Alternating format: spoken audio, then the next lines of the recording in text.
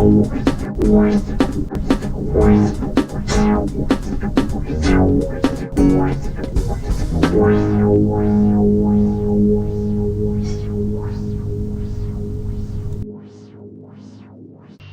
2001, Nintendo finally gave us a new handheld, the Game Boy Advance, and it gave us a 16.8 megahertz 32-bit ARM processor, 32,000 colors on screen.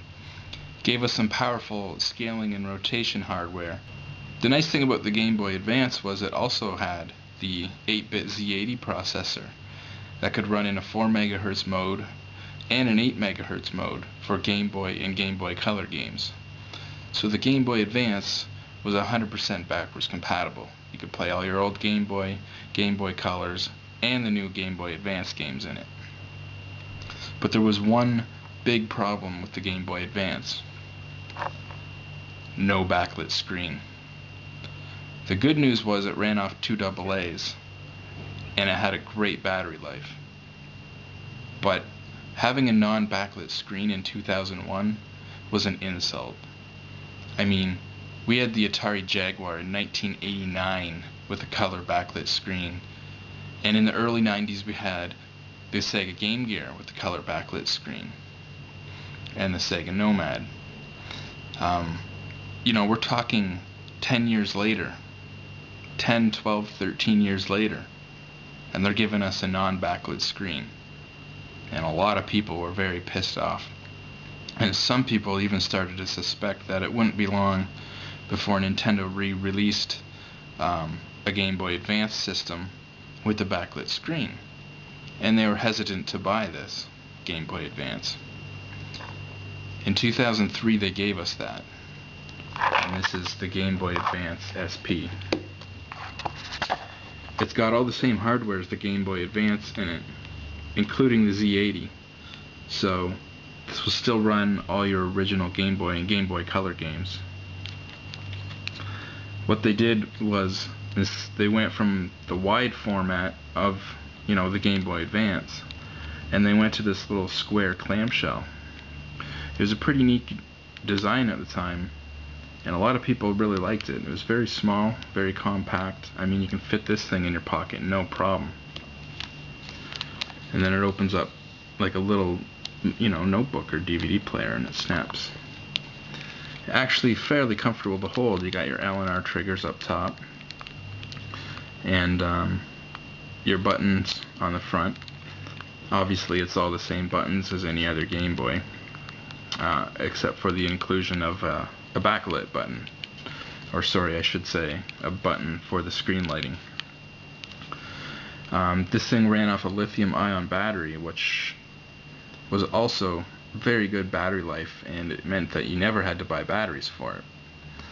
So that was one very, very cool thing about the SP. It was very small, it was very compact, had an awesome battery life on its own chargeable battery, and it played all the original games.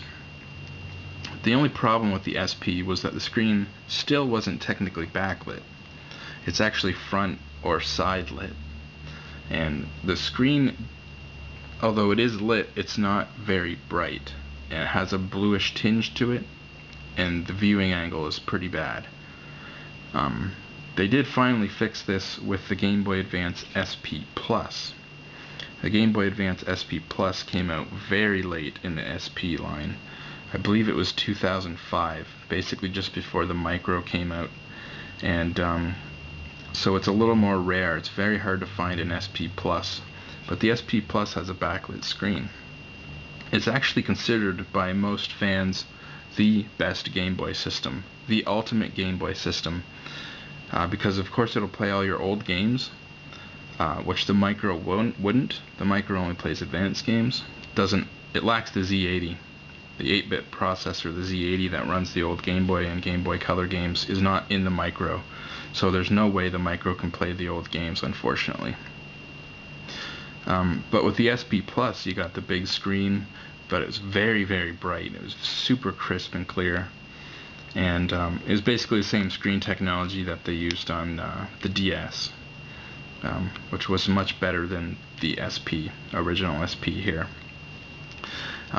This is a special edition SP, and that's why it actually it looks like a Nintendo, which is pretty neat. And this is a little more rare. I mean, they're going up in price, these ones, that special edition ones. They also had a Famicom special edition one in Japan.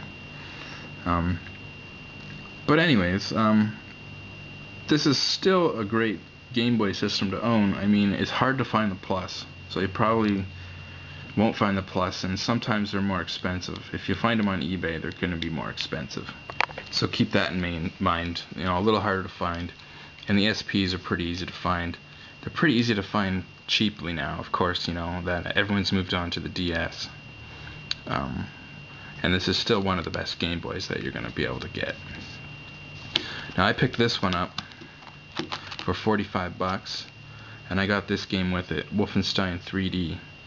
And I remember when this came out, and I read the review, and they said that it was very, very choppy. They said it didn't run very smoothly.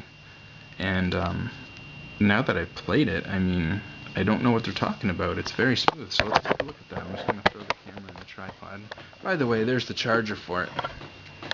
Comes with its own built-in lithium-ion battery, like I said, so of course it comes with its own charger.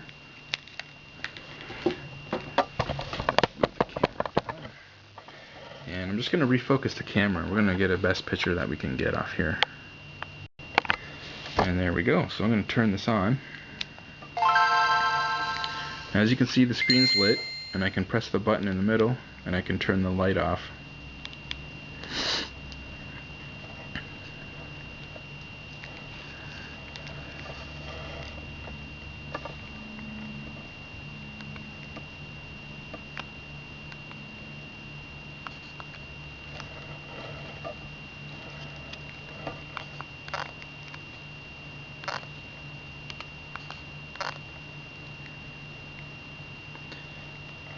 So here we go, L&R stripes, just as you would assume.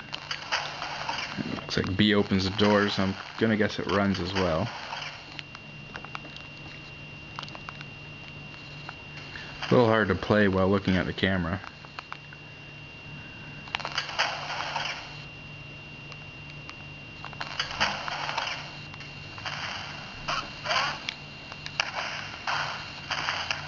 I can't see a thing looking through the camera. There he is. And I'm dead. Now, it's very hard to play while in the camera, looking at the camera. But, you know, it runs fairly good. I mean, maybe when you get more enemies on the screen, I'll have to see. I just picked this up and haven't actually played it yet.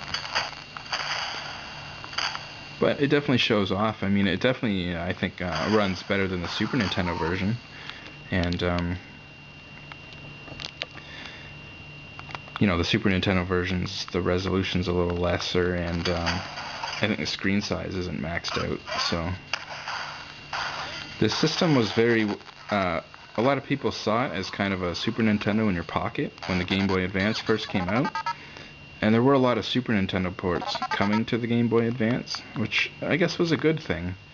You saw like Super Mario World and Yoshi's Island and all these, you know, Super Nintendo classics being ported over to the Game Boy Advance. And the truth is, I mean, the system's a fair bit more powerful than the Super Nintendo. I mean, they had Doom and Doom 2 on the Game Boy Advance, and obviously, you know, we had the Super FX chip too in the Super Nintendo version.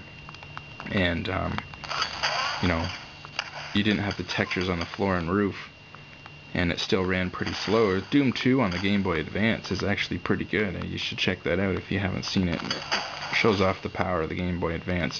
It's definitely more powerful than the Super Nintendo by a fair bit. And so that was pretty cool. And like I said, it plays all your old games. You know, we finally got a lit screen, even though it wasn't backlit until 2005. And you know, the Game Boy Advance SP is a pretty sweet system, and you can pick it up pretty cheap. So, I guess that's it.